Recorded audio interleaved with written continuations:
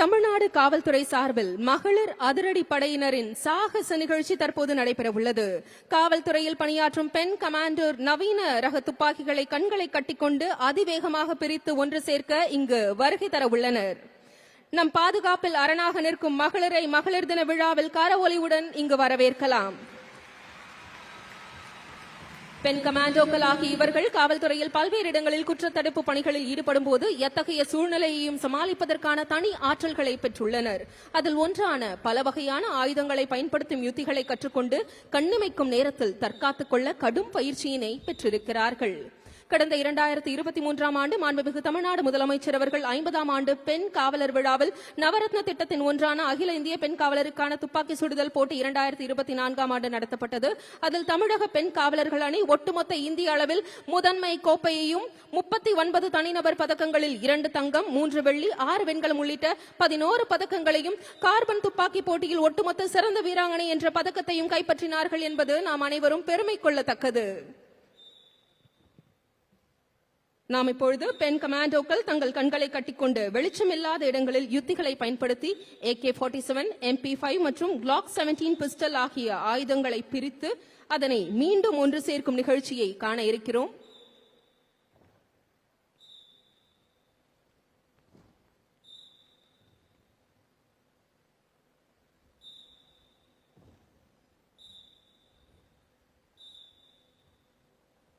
பெண் கமாண்டோக்கள் தங்கள் கண்களை கட்டிக்கொண்டு வெளிச்சமில்லாத இடங்களில் யுத்திகளை பயன்படுத்தி இப்போது பாகங்களை பிரித்து ஒன்று சேர்க்க உள்ளனர். முதலாவதாக AK-47 அசால்ட் ரைபிள்.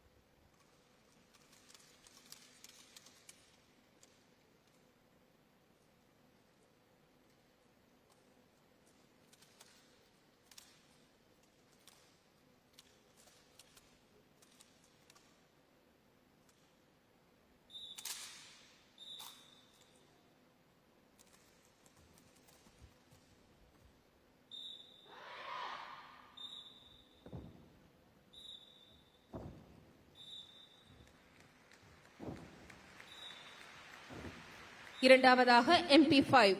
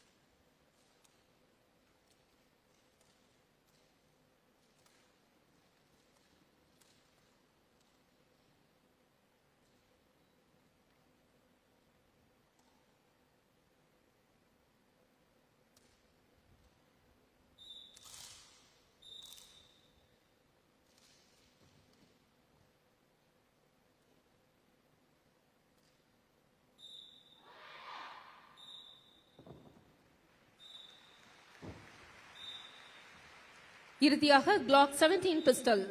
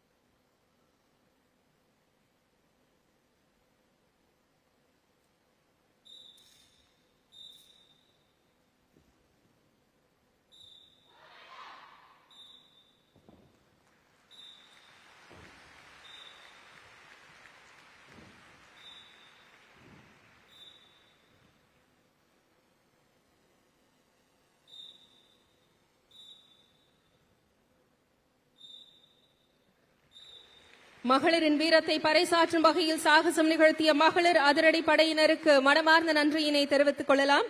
மாண்புமிகு முதலமைச்சரின் உள்வட்ட பாதுகாப்பு பிரிவில் பெண்கள் படையினரை நியமித்தவர் நம் மாண்புமிகு தமிழ்நாடு முதலமைச்சர் அவர்கள். இதோ இன்றும் முதலமைச்சரின் பாதுகாவலர்களாக பெண்களே நிற்கின்றனர் என்பதில் நாம் அனைவரும் பெருமை கொள்வோம்.